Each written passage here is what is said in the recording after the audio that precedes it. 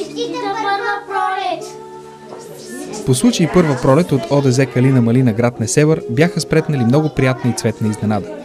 Дечица, преобразени в пролетни символи – щъркел, пчела, калинка и самата бяла пролет, посрещаха родителите с лъчезарните си усмивки, а сетне бързаха да ги дарят с подаръчета, представляващи жизнерадостни пролетни пожелания.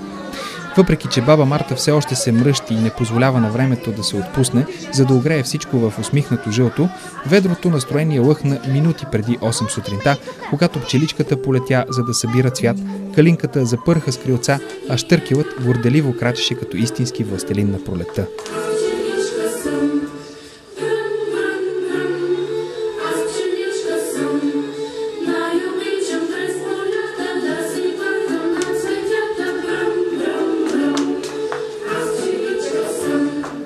Инициативата "Честита първа пролет" е идея на детската градина Калина Малина, която активно участва в формирането и възпитанието на тези малки хора, като влага своя ентусиазъм, емоция и сърце.